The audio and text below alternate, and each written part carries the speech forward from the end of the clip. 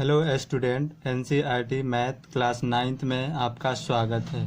हम लोग पढ़ रहे हैं अध्याय 1 यानी संख्या पद्धति, और उसी में आगे बढ़ते हुए आज हम करेंगे उदाहरण 1।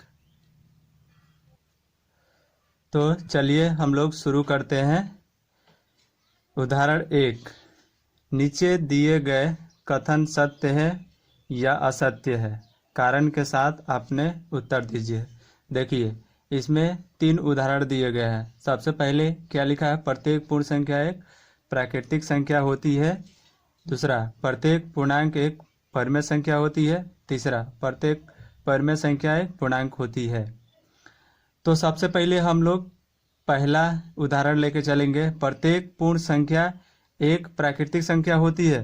तो सबसे पहले आप लोगों को ये पता होना चाहिए, पूर्ण संख्या का डिफिनेशन पता यानी परिभाषा पता होना चाहिए, या प्राकृतिक संख्या का परिभाषा या डिफिनेशन पता होना चाहिए। तो जिसको परिभाषा पता होगा वही इस क्वेश्चन को समझ पाएगा, नहीं तो नहीं समझ पाएगा। ठीक है, मैंने पहले वाला ही पहले अध्याय में यानी समझा चुके हैं, ठीक है, या बता चुके हैं। तो जो मेरा पहला वीडियो देखा होगा उस वीडियो में प्रत्येक पूर्ण संख्या या प्राकृतिक संख्या के बारे में बताया गया है, उसका डिफिनेशन बताया गया है।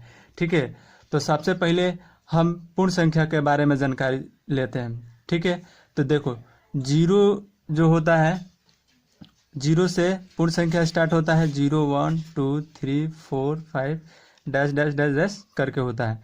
लेकिन यहाँ पे कह रहा है कि एक प्राकृतिक संख्या होती है, यानी कह रहा है कि प्रत्येक पूर्ण संख्या एक प्राकृतिक संख्या होती है।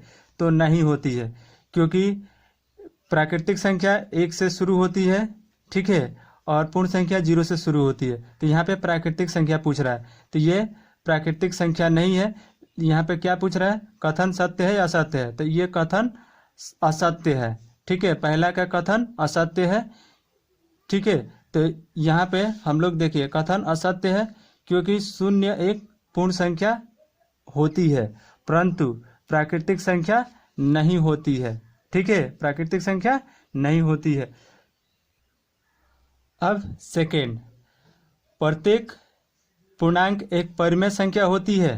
तो सबसे पहले आपको ये पता होना चाहिए कि देखिए, पूर्णांक जो संख्या होती है, जैसे कि 1 2 3 5 7 9 इस रूप में होना चाहिए। ठीक है, क्या होना चाहिए? पूर्णांक संख्या इस रूप में होना चाहिए।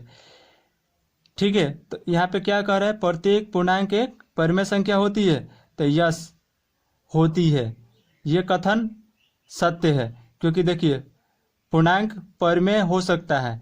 देखिए, यहाँ पे p/q के रूप में लिख सकते हैं ना। देखिए, यहाँ p/q के रूप में लिख सकते हैं। तो यहाँ पे देखिए लिखा गया, यानी ये सत्य है। ठीक है, तो यहाँ पे देखिए कथन सत्य है, क्योंकि प्रत्येक पूर्णांक m को यानी m/1 के रूप में लिखा जा सकता है, और इसलिए यह एक परिमेय संख्या है। ठीक, अब तीसरा क्या है? प्रत्येक परिमेय संख्या एक पूर्णांक होती है। अब देखिए, यहाँ पे क्या पूछ रहा है? यहाँ पे पूछ रहा है कि प्रत्येक परिमेय संख्या एक पूर्णांक होती है। तो ध्यान में रखिएगा कि 3/4 ये पूर्णांक नहीं है, क्योंकि 3/4 पूर्णांक नहीं है। मैंने पहले ही बता दिया कि पूर्णांक किस रूप में होना चाहिए, यानी p/q के रूप में नहीं होना चाहिए। लेकिन यहाँ पे कह रहा है कि प्रत्येक परिमेय संख्या एक पूर्णांक होती है, तो नहीं होती है। ठीक है, क्योंकि पूर्णांक संख्या p/q के रूप में नहीं होता है, लेकिन पूर्णांक संख्या को p/q के रूप में लिख सकते हैं। लेकिन यहाँ पे प्रत्येक परिमेय संख्या को क्या पूछ रहा है? पूर्णांक। तो ये कथन असत्य है। देखिए, कथन असत्य है, क्योंकि 3/7 एक पूर्णांक नहीं होता है या नहीं है। ठीक है, अब देखिए उदाहरण 2। 1 और 2 के बीच